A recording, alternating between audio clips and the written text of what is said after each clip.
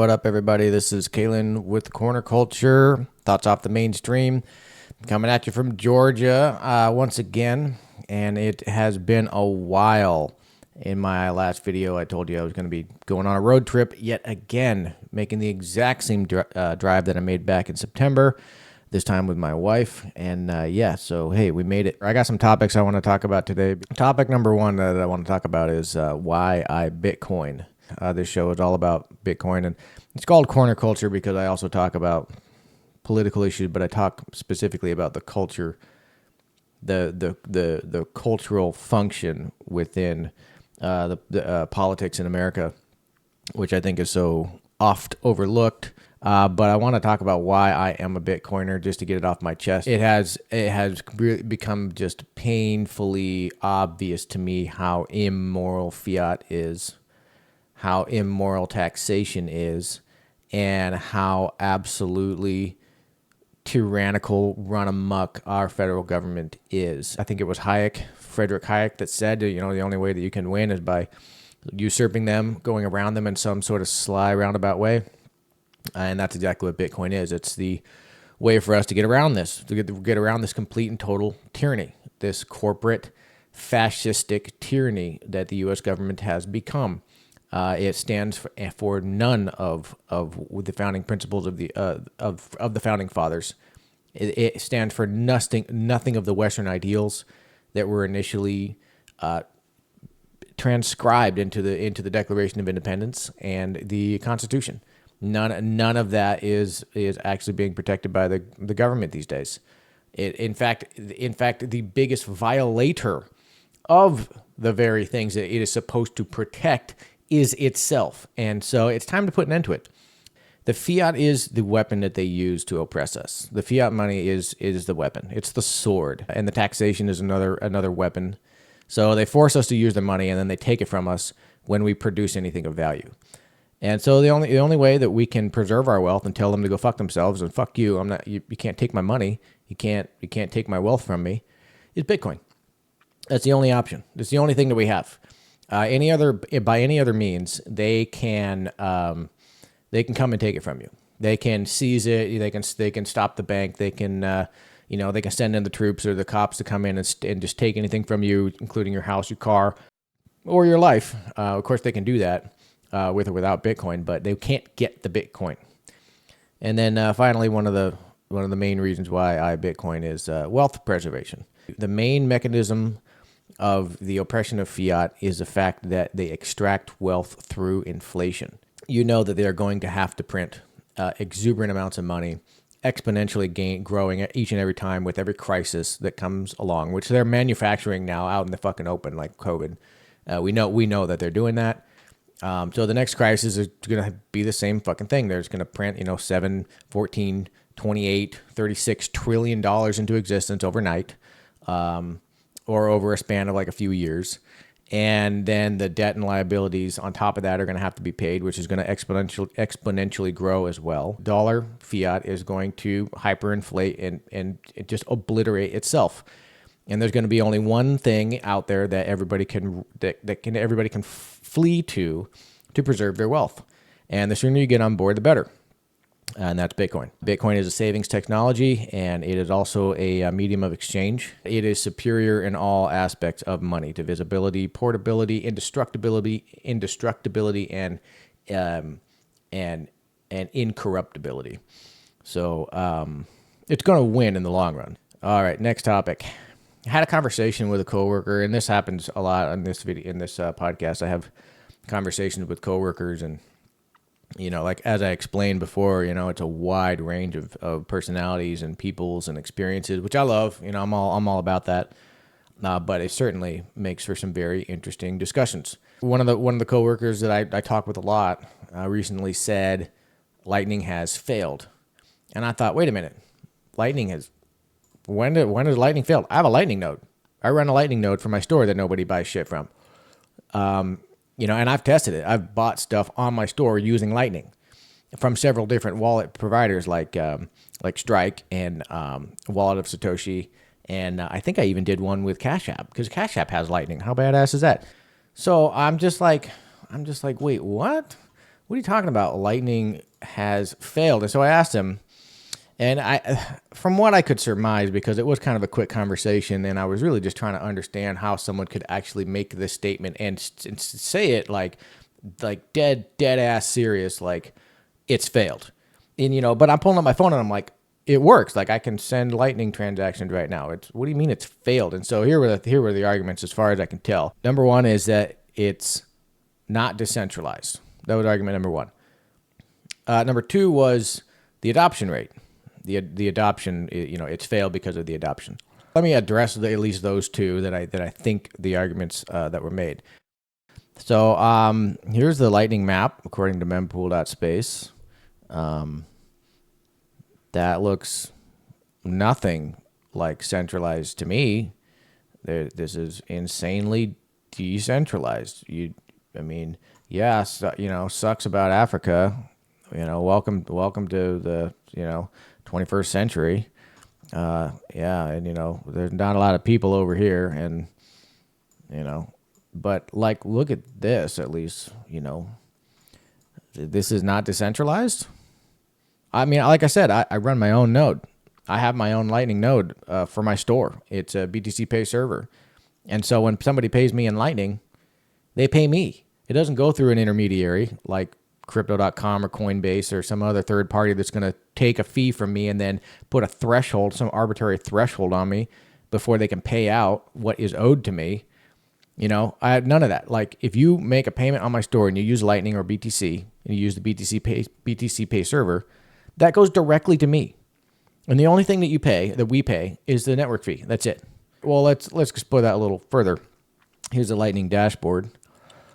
So in total network capacity right now, there's over 5,000 Bitcoin. That's over $221 million worth of Bitcoin. There's 13,500 nodes. I'm one of those. And there's almost 60,000 channels. Okay. That's not failed. And then, so here are the liquidity rankings of the top, I don't know how many, 20, 30, 50 channels or nodes. The top two are over $20 million worth of Bitcoin. One of them's almost got 1,000 channels. The other one's almost got 2,800 channels. One's in Zurich and the other's in the U.S. All right, and then these ones for dozens of channels below that, they're in the millions of dollars. I have to scroll all the way down here before I find one that's less than $1 million. And look at these locations: Dublin, Iceland, Zurich, Hamburg, Charlton, Ashburn, U.S., Council Bluffs. You know what I mean? Like, failed? Not decentralized? Huh. Now, this is the one thing that I understand, like adoption. So this is the other argument, like, it's just I haven't seen the adoption that I'd like to see. Well, yeah, I haven't seen the adoption I'd like to see either, but we live in the real world, not the fantasy world that I want to exist. You know what I mean? And the real world is that, well, things take a long time to get adopted, especially when they're brand new and especially when they're based on technology. There's some kind of new technology that most people don't understand and are intimidated by. So, like, you can see here the history. Like, we had this real rapid rise up through 2021, understandably. And then there's this huge drop-off right here in the middle of 2022. I don't know what happened there. In the middle of 2022, I was in Mexico. I was just learning about Lightning back then. And then, we had these little weird periods here and here and here. And then since about, let's say, September or October of this year, there's been a decline, and it's been trending downwards. Yeah, I don't want to see that, of course, but look, we've had the same thing here in the beginning or in late 2022. You know what I mean? We had a huge drop right here, mid 2022. So like these pullbacks happen. It's not the end of the fucking world. Look how much we still do have, as noted before. Lots still, and like I said, it works. It's still on and up and running, and people have channels and nodes and liquidity, and you can still use it. So failed? To say it's failed? Now look, I'm not saying Lightning's perfect, and I'm not saying like I'm like a Lightning purist or something. But speaking of adoption, let's compare this to the internet. Now, I just did some real brief research, and I asked, who invented the internet, and I just wanted to get a timeline of it. And I found this right here, 1974. Robert Kahn and Vinto Cerf published a protocol for packet network communications, laying the groundwork for TCP/IP.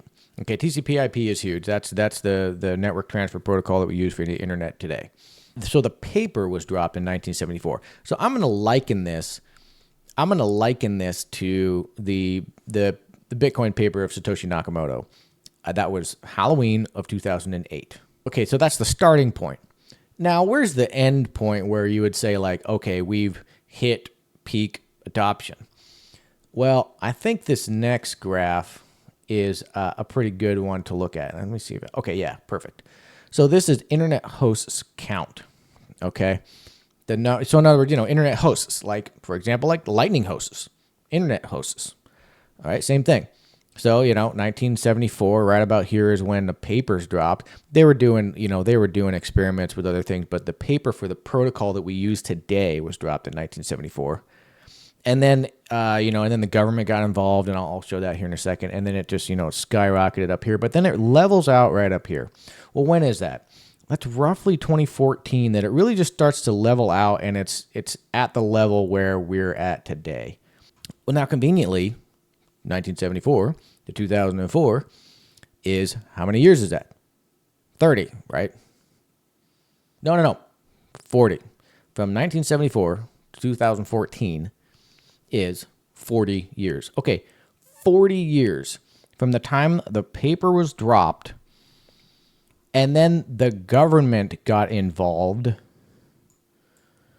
and funded it, and other corporations and businesses and organizations got involved to help develop and implement this thing worldwide. It took 40 years to get to the point where we're at today, just on TCP/IP. Not to mention everything else like UDP and SMTP and SSMTP, I think it is. All these other, like, dozens of protocols that we use every single fucking day. It took 40 years, and government backing and funding from the biggest military budget on fucking earth, plus organizations all over the world with corporate money, investment money, venture capital money. I'm sure, I don't have that right in front of me, but you can bet your goddamn ass these companies were like, oh shit, we better hop on this because we're going to make a fuck ton of money doing it. It took 40 years. The Bitcoin white paper was dropped in 2008, and it's only 2023. Okay, I'm not a mathematician, but that's not fucking 40 years. All right, and when was Lightning invented? Looks like 2019. Somewhere in 2019, Lightning was invented, so it's 4 fucking years old. So 1/10 of the fucking time that TCP/IP's been around. Or excuse me, it took to become adopted by today's standards, and someone's saying, "Oh, it's failed because it hasn't been adopted yet." Bro, what the fuck? I don't, it's not where I want it to be either. And I'm not even sure if Lightning necessarily is going to be the winner. I'm not even sure if Lightning is necessarily going to be the TCP/IP of Bitcoin money. It could be Liquid. It could be Arc. It could be some other fucking protocol that comes up along the way that's just perfect. Don't know yet. All right, moving on to my next topic. I just want to do a mempool update. So recently we just passed, by the way, 820,000 blocks of Bitcoin, which means we are less than 20,000 blocks until the halving sometime in April, it's looking like, of 2024. So this is my warning to everybody listening. If you don't have Bitcoin, if you don't have a substantial amount of your savings in Bitcoin, what the fuck are you doing? Man, I feel so bad. Like, oh my God, if you don't have Bitcoin right now, after the last 3 cycles that we've seen where Bitcoin has absolutely just fucking gone parabolic, and has never receded below its previous all-time highs. It's done this 3 times in a row now, every 4 years, and it's completely in line with the liquidity shrinking. The network fees on Bitcoin are pretty high, and I wanted to point to this block in particular. Last night, I think it was, the block subsidy, which is the for those of you who don't know, that's the amount of Bitcoin that a miner earns, or these days a pool earns, for having the miner in their pool who solves the block. When the miner solves the block, the pool with which that person is connected earns a block subsidy for putting in the work. And right now that subsidy is 6.5 Bitcoins. And then when the halving happens, that's going to be 3.25. And that's going to be crazy. Or is it 6.25 right now? Wait, am I getting that wrong? Okay, so I'm sorry. It's 6.25. 6.25 Bitcoins right now that a miner earns when they solve a block. But they also earn the network fee. The network fee is what people pay to the miners so that they add their transaction in the next block, next 2 blocks, next 6 blocks, whatever the case may be, depending on how high you set your fee, how high you bid your fee. So if you want to get into a block right now, it's somewhere around 100 sats per VB. At the time of this block, it was, as you can see right here, 328 sats per VB. That's approximately, according to the median fee, $20 for a transaction. That's a lot. It wasn't that long ago. It was a few weeks ago that a base layer transaction on Bitcoin was $1. It was like, at one point it was 1 sat per VB, which is the lowest it can get. So it was dummy cheap to use the Bitcoin network on chain layer 1. You could move massive amounts of Bitcoins. You could consolidate massive amounts of UTXOs into one for basically nothing. Well, not anymore. Why is that? Well, there are a couple of things going on with Bitcoin right now, and I finally have an opinion to render on these. It's ordinals and it's inscriptions. And I think there's a third one in there which basically allows tokens to be built on top of Bitcoin. I'm against all of it. I'm against inscriptions, ordinals, or these BRC tokens. That's what Ethereum's for. You want a shitcoin? Go over to Ethereum or Arbitrum or Polygon or some other shitcoin network. That's not what Bitcoin's for. Bitcoin is here to disrupt the global fiat monster that is oppressing us all and impoverishing us into oblivion. And so I'm glad that somebody has found a way to kick them out of their block templates. The new mining pool by the name of Ocean, I think it's just called Ocean or Oceans, has created a mining template in which they are able to essentially filter out all of the garbage inscriptions and ordinals and whatever else from their block template. From any blocks they find, they are able to ensure that they're getting in there. My hope is that other mining pools are going to do the same. The problem is miners make money when the fee is up. Like right here, in this block in particular, on the mining fees alone, not including the subsidy, they earned over 3.5 Bitcoins in one block just for the mining fees. And this is largely in part because of inscriptions and ordinals and all that other garbage. So in total, the subsidy plus the fees was 9.8 Bitcoins. So the miners in the pools are making money on this. But there is at least one miner out there right now, and they're saying, no, we stand against this. And so I'm glad to see that. I hope other pools, other miners hop on and, follow with this and keep true to the ethos and the mission of Bitcoin. Might take some time, money talks, but we'll see what happens there. That's actually all I got today. COSATOSHI.shop, and then use the code COSATOSHI at the BLOCKSTREAM store to buy a JADE hardware wallet, and you can get 10% off. You can do the same thing, by the way, with Trezor and Ledger. I think the discount code is just COSATOSHI, and you get some amount off. Hey, just for shits and giggles, I picked up a Ballet hardware wallet, and the seed phrase is under here, like a lottery ticket where you scratch off that coating on the top. So the seed phrase is in here, so you can't see it. The secret, and then the secret the secret key, the private key, is under here if you need the private key, but the seed phrase is right there.